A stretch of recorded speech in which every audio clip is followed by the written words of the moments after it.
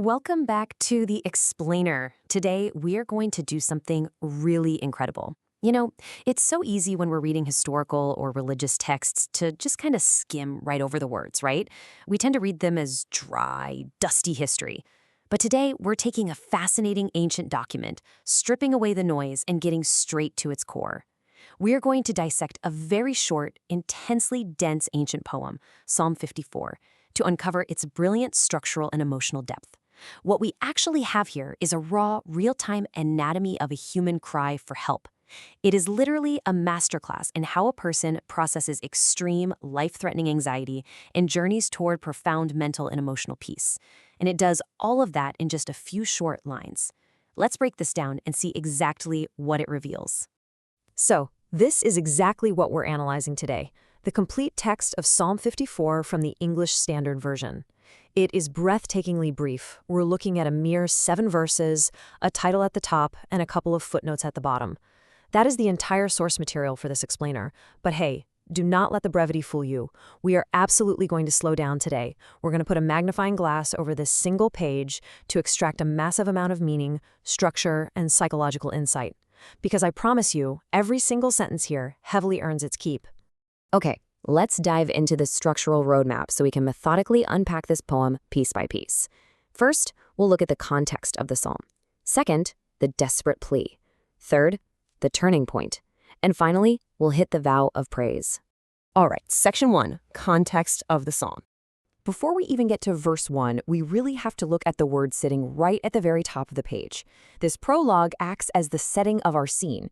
It tells us right away that this isn't just some abstract piece of poetry written in a comfortable room somewhere. No, it is a visceral reaction to a specific historical moment of intense betrayal. This text is attributed to David at a time when he was actively fleeing for his life from King Saul. The text begins with this highly specific historical trigger. Is not David hiding among us? This is what a group of locals, called the Ziphites, went and told Saul. Just imagine the immediate life-threatening danger of this situation for a second. David is a fugitive, hiding out in a specific region, and these locals decide to just expose his location to the exact man trying to kill him. Before the poem even officially begins, the author has set the stakes at absolute maximum. He's trapped, he's betrayed, and his enemies are closing in. It makes the anxiety we're about to read incredibly palpable. There's one more crucial piece of context we need from that prologue. The text begins, "To the choir master, with stringed instruments, a maskil of David." Now, if we consult footnote A at the bottom of our source text, it tells us that a maskil is probably a musical or liturgical term. This brilliantly grounds us in the ancient musical nature of the text. This desperate, terrified journal entry was actually formatted to be directed to a choir master and played with stringed instruments. It's a song. The author is quite literally composing a soundtrack to his own survival. Moving into section 2, the desperate plea, covering verses 1 through 3. So now we enter the actual verses of the poem. And the moment we do, the pace of the text completely changes. The context is set, the enemy is coming, and you can practically feel the author's heart rate absolutely spiking. The words here are fast, they're urgent, they're overflowing with adrenaline. Just look at the rapid-fire, anxious nature of these opening requests. "O God, save me by your name. Vindicate me by your might. Hear my prayer. Give ear to the words of my mouth." It's a complete barrage of petitions. Boom, boom, boom, boom. The author is using classical poetic parallelism here, basically saying the exact same thing twice in slightly different ways to really emphasize his intense anxiety. He's essentially shouting into the heavens, begging to be seen, to be heard, and to be rescued right now. It's such an incredibly human response to overwhelming stress. Now, what's really interesting about this slide is how consulting a tiny textual detail changes the entire flavor of the threat. In verse 3 of the main text, the author cries out, "For strangers have risen against me. Ruthless men seek my life." But if you look at footnote B from our source, it notes that some Hebrew manuscripts and the ancient Targum translate that word not as strangers, but as insolent men. Think about the major difference there. This isn't just some random group of unknown foreigners stumbling upon him. No, these are arrogant, disrespectful, insolent people who are actively hunting him down. As the verse finishes, it says, "They do not set God before themselves," meaning they have zero moral compass, which makes them entirely unpredictable and utterly terrifying. And then, right at the very end of this frantic, terrifying verse 3, we hit a single isolated word, Salah. It's an ancient musical instruction. It's literally a cue built directly into the text, telling the musicians and the listener to pause. So, just as the original audience would have done, let's take a deep breath and actually pause for a moment. Which brings us to section 3, the turning point, covering verses 4 and 5. Coming out of that pause, something fundamental has shifted in the author's mind. We enter verses 4 and 5, and that frantic pacing of the first 3 verses, it entirely vanishes. The adrenaline just stops pumping. The author takes a deep breath, plants his feet, and projects this incredible, sudden confidence. We have officially reached the structural hinge of the poem. Look at the very first word of verse 4, behold. Behold, God is my helper. That word, behold, is magnificent.